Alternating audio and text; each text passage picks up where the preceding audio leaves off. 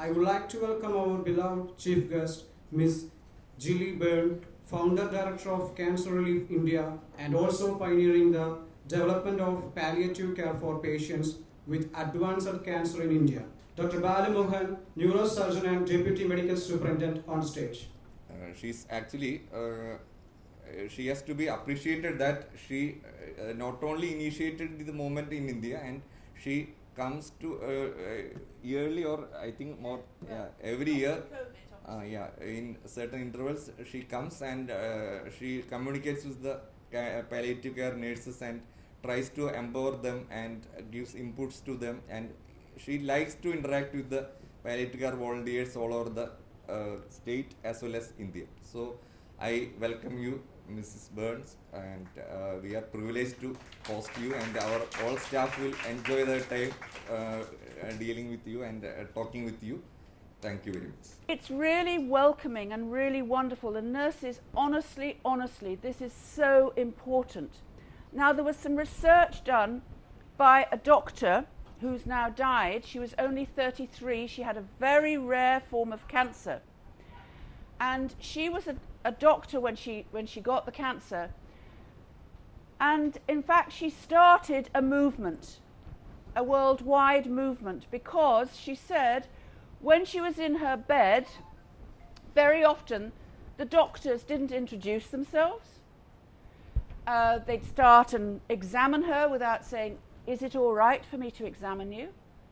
Now, sometimes doctors say, "Oh, I don't have to do that. This is my patient. I don't have to ask permission." No, of course you don't have to ask permission, but it's nice. Is it okay if I examine you? Is it okay if a visitor is here? I always ask to be introduced. So when you go up to a patient, you should be saying, "Namaste," because they can't see your face. You don't wear badges. The patient might be blind. The patient might be slightly deaf. Who is looking after them? Namaste. My name is Gilly Byrne. I'm a nurse from the UK. Simple. It takes no time. COVID friendly. Easy. That is the first part of your own empowerment, because the patient, you're starting to build a relationship just by the greeting. That is the first part of building a relationship. Why do we introduce people when they come to speak to you? Why do we bother to do it? Because we're wanting to have an interaction, and a relationship is starting in this room today. But you need to know who you're talking to. And I like to know who I'm speaking to as well. It's a little more difficult in a big group. But for your patients, it's really important. Sorry to take so long over this, but it is important. If you remember nothing today, just start the day. A smile for your patients really helps relieve their stress. Namaste, can I help you? My name is. You know, when people come into this hospital, it's very beautiful, but you're thinking, where do I go? Where's the OT? Where do I get my blood tests? Where do I get something else? It's terrifying. Many of your patients can't read the notices. What word is coming into your head right now? What thought, I should say? Stress. What else?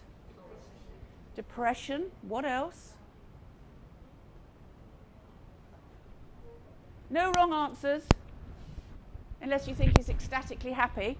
But there's no wrong answers. Just be brave. Speak out. I'm a nurse. I'm a diploma nurse. I do not have a nursing degree. I'm just like you. And I'm dressed up today, but actually I work physically as a nurse in the UK, in the community. One of the patients that I've been looking after recently is a 96-year-old lady with dementia, and I look after her for 12 hours every night. And sometimes I go and stay in her home to look after her. So I'm just a nurse, just like you. Nothing special about me at all, except my skin colour is slightly different, but I'm a nurse. So what it says to me is desolation, isolation, fear, that feeling of just, what do I do? You know, where is it? This was taken in a hospital corridor, and I dedicate all my sessions to Rajiv. Rajiv, he has a name. Nurses. I was so upset a few weeks ago. I visited a hospital and I asked the nursing in charge of the ward the name of a particular patient so that I could go and introduce myself. And she didn't know. She didn't know his diagnosis. Oh, he's just come in. I said, no, he hasn't just come in. He came in a week ago, 7 days ago, and you don't know your patient. When I was in training, we had Nightingale wards, we had 26 patients, and we were expected to know the name, age, diagnosis, day they were admitted, day they had their operation, day they got up for the first time, day they were due for discharge, in our heads. The night sisters came round every night, and we had to know everything about those patients. So it is important that you get, I know you have a lot of patients, but the particular hospital I went to had about 8 nurses. The nursing staff ratio was much better than in the UK, and still the nurses didn't communicate with the patients. And hopefully, I'm hoping the little video I've got will show up. So this is dedicated to a bicycle rickshawwala, because he actually inspired many, many doctors to come into palliative care, because his story is sad. We've asked you what to communicate already. So we have to use our imaginations, nurses. And I think very sadly, our nurse training, both here and in the UK it's a bit better now, has stunted our creativity because we're bound by rules all the time. So there used to be a really good way that I was able to sit and help to sit up a patient who was lying flat with a pillow. So I used to get my knee on the bed and the pillow underneath the patient, his head. He was from lying down, and you just gently do a rock, 1, 2, 3, and you're using your body as a cantilever. And I used to sit him up, take my leg down, put my arm behind him, arrange the pillows, and then rest him back. Easy. A year later, I was a trainer. A year later, that's changed, because a pillow is for putting your head on, not for sitting a patient up. And guess what? The pillowcase and the pillow might break as you're lifting the patient up. How crazy can you get? So we've lost our creativity. And if you want to know who's really creative, go and look at your tailors. Go and see how they work. And the men in the street who repair your suitcases and your shoes. They are creative. And we need to be creative in nursing. Pallium, because you'll hear this word and you think, well, what does it mean? A pallium is a cloak. Okay, a cloak. And in the Quran, in the Holy Quran, it says, may you be wrapped in tenderness, you my brother, you my sister, as if in a cloak. A cloak of tenderness. So yes, I still have my breast cancer, I have my lymphedema, I have lost my hair, I have some pain. My cancer is incurable, but somebody's helped me do something to help with my hair loss in terms of a little scarf or something pretty. Somebody's helped with my lymphedema bandaging to reduce the lymphedema. Somebody's helped with the dressing. Radiotherapy has helped with the pain and my bone metastases. So it's all those things. That's palliative care. I've still got the cancer. But palliative care, and it's a lot about you nurses, how you talk to the patients, how you listen to them. Your compassion is really, really important. So the power of Namaste and family empowerment. So this is something yes, we're communicating, by the way, nurses, all the time. Listening to your phone, distracted, not looking at the person, no eye contact, this sort of gesture, tone of voice, All those things you're communicating. Even it's not about the words, it's the way we do it. For the nurses and doctors to communicate. Because when you communicate, and I know the nursing superintendent is here, nurse in charge, I hope she is going to allow the nurses to sit with the patients. And on my first ward, which was 53 years ago nearly, my first ward had a wonderful ward sister, 26-bedded ward. Ward sister's desk was here. My patient, Mrs. Jones, was here. She was quite an ill lady, and it was an afternoon shift. I was the most junior nurse, then there was the ward sister, and there was one staff nurse. So there was just 3 of us on duty. Sister was doing some notes, staff nurse was doing something else. I was supposed to be in the sluice. Do you have sluices here? Where you clean all the bedpans and things? Or do you have disposable pans now? Are the bedpans disposable, or do you have bedpans? They're disposable. You put them in a machine to mash them up. Do you? They're cardboard. I don't know why you're wearing masks. I can't stand it. You're cardboard or stainless steel? Because we used to have stainless steel bedpans. So it was our job to clean them. My job as the junior nurse. On this particular day, I was talking to my patient. The ward sister got up from her desk.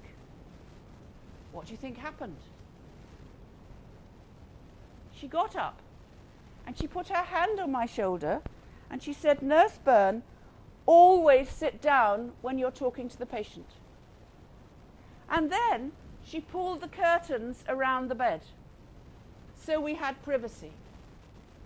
And she was my role model and has been for 52 years. She was the role model. In my training, the ward sisters were the role models. I don't know where they are now. Sadly, in England, we often have 2 or 3 ward sisters, and there doesn't seem to be anybody to really look up to show and teach the nurses what to do. So she said, "Sit." So I have done ever since. And actually, it's research-based. It might be interesting to do some research in the hospital on what the patients feel. So do one ward where you don't sit down, where you just do the ordinary things. You take their blood pressure, you do this, that, and the next thing. You don't take any time to sit with them. And you have the other ward where perhaps you do sit down when you're doing things and see what the patients feel. But it's been shown that patients appreciate it. But the thing is, does it take longer to sit down or stand up? Kept coming in. I said, "Can't you read?" Now, often the patients can't actually read, and they come in and they get shouted at by the doctors and nurses. Anyway, I wanted to make a point. So I got the first person. I said, "Come in. Right. Stand here. What's your name? Where'd you come from?" Next one comes in. I go, "Namaste. My name is Gilly Byrne. I'm a nurse from the UK. What is your name?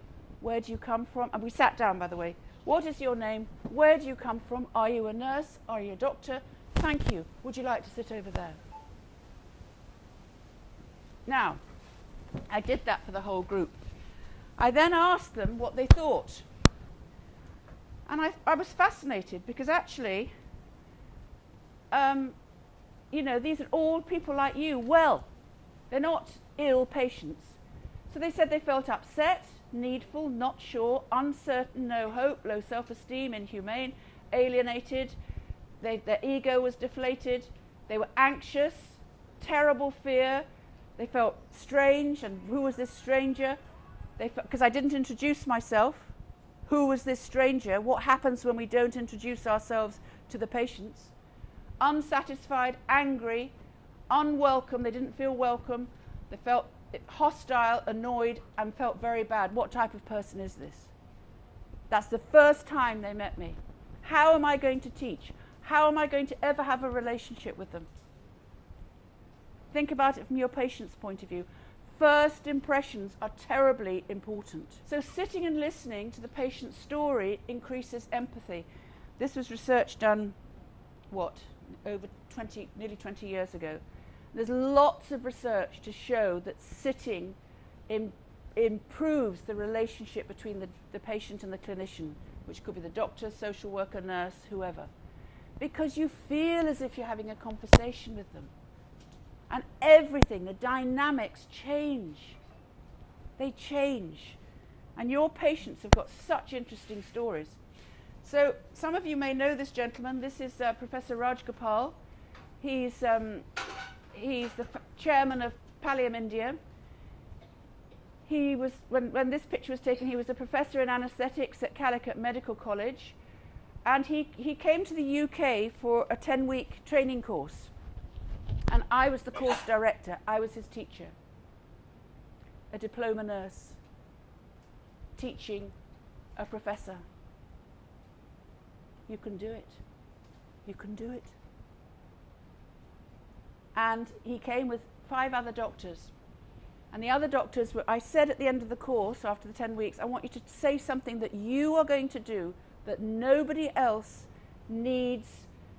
You don't need anybody else. You don't need permission from the director or the nursing superintendent or anybody. What are you going to do to make a difference to your patients' lives?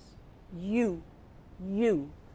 And he said, I'm going to write "listen" above my door to remind me to listen to the patients. They're your greatest teachers, not me. He says, be proud.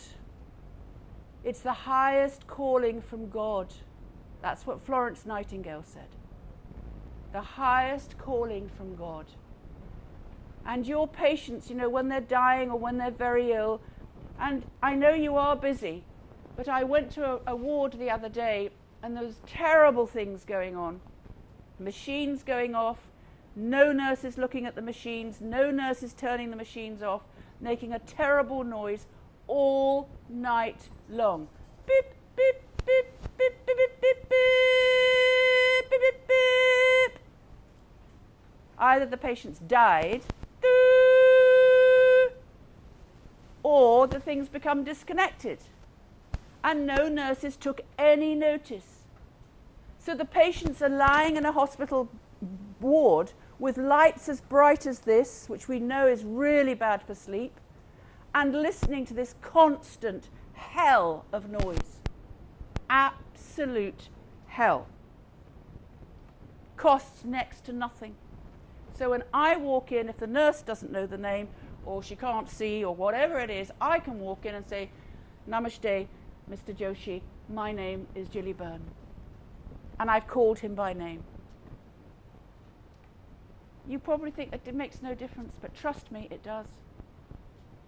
And what I was starting to tell you about the doctor in England, nobody called her by name, and the only person that bothered to talk to her on a human level was the porter, the man that wheeled her to have her investigations.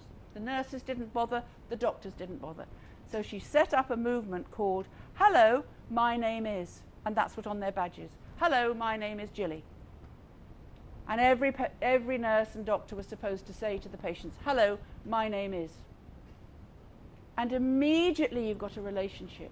You're empowering the patients, you're empowering yourselves, because you're getting your knowledge of the patients. So communication, collaboration, and creativity. So the ABC of empowering the patient and family. Nurses, you need to ask the patient, ask the family, what are the problems, what are the issues, where is the pain? I went yesterday for some Ayurvedic treatment. Wonderful nurse.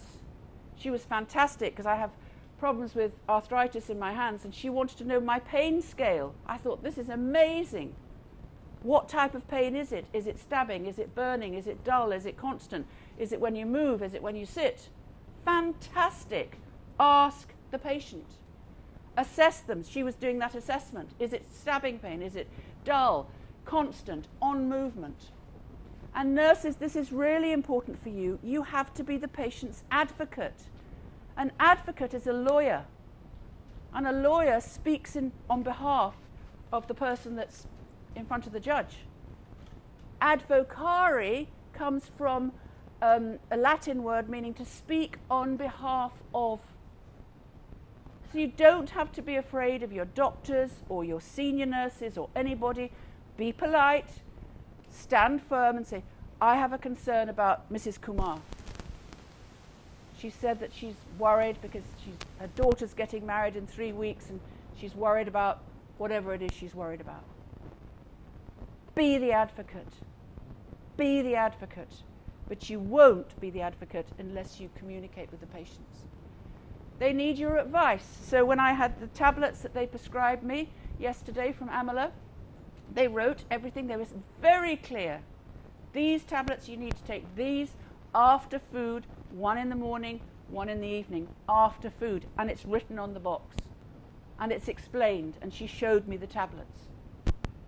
So often I see nurses put tablets into a bag and say, take these 4 times a day. You have to check back from the patient. Do they understand what they need to do? When people are stressed, they forget. So communication. Believe the patient's pain. Sometimes people say they haven't got pain. Chronic pain, people live with it. Then it's not like a stab. If I came and stabbed you, you go, oh! But if you have chronic pain, like a menstrual pain, you're not constantly grimacing. So you need to believe the person if they say they have pain. Make a contract to do something, know the drugs, give them on time, deliver the treatment on time, and document, document, document. Educate the family members what to do. Be ethical in your care. I'm going to show you some lack of ethics.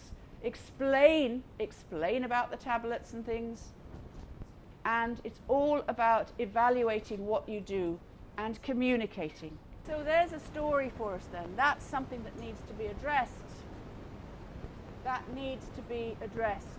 How the doctors do their rounds.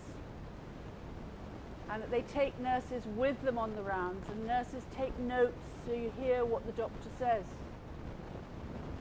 That's helpful. But honestly, you know, we need to listen to the patients and the bystanders. They are our best teachers if we want to make a difference and really make this hospital shine out. Let's hear. I don't know if you do this. Lots of hospitals now in the UK do. They have this patient association service where patients and relatives can say the things they want to complain about. Anonymously, otherwise they're terrified that the care will be awful. But anonymously, what do you honestly think? Try and get some research done. What are the things that distress patients the most? You know, the doctors don't come around. Well, are these all private doctors? They're all private, so they come and go as they wish. Well, fire them. Fire them. You know, if they're going to operate in this hospital, yes, you can operate on condition you come and see your patient every day. Right. So I went today to a hospital, and one of the nurses she completely ignored me. She didn't say hello. She didn't say what her name was.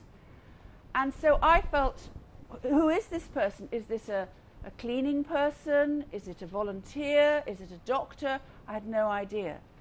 So it's really welcoming and really wonderful. And nurses, honestly, this is so important.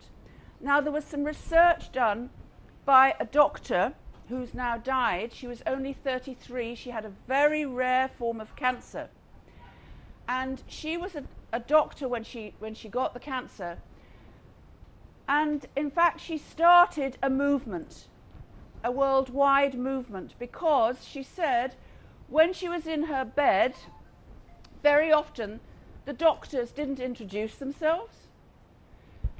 They'd start and examine her without saying, is it all right for me to examine you? Now, sometimes doctors say, oh, I don't have to do that. This is my patient. I don't have to ask permission. No, of course you don't have to ask permission, but it's nice. Is it okay if I examine you? Is it okay if a visitor is here? I always ask to be introduced. So when you go up to a patient, you should be saying, namaste, because they can't see your face. You don't wear badges. The patient might be blind. The patient might be slightly deaf. Who is looking after them?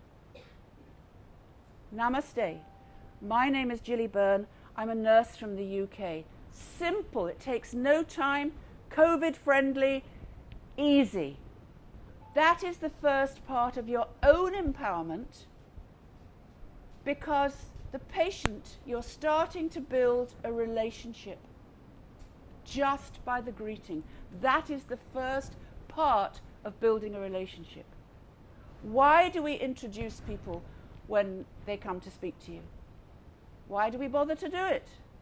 Because we're wanting to have an interaction, and a relationship is starting in this room today. But you need to know who you're talking to. And I like to know who I'm speaking to as well. It's a little more difficult in a big group. But for your patients, it's really important. Sorry to take so long over this, but it is important. If you remember nothing today, just start the day. A smile for your patients really helps relieve their stress. Namaste, can I help you? My name is. You know, when people come into this hospital, it's very beautiful, but you're thinking, where do I go? Where's the OT? Where do I get my blood tests? Where do I get something else? It's terrifying. Many of your patients can't read the notices. So, you know, you being a welcome empowers the patient, and it empowers you. Okay. Gilly Byrne, Miss Gilly Byrne, retired chair of Cancer International and of Cancer News India. Her guidance will always motivate us, and who, despite for the busy schedule, has found to grace this occasion. Thank you, ma'am. Thank you so much.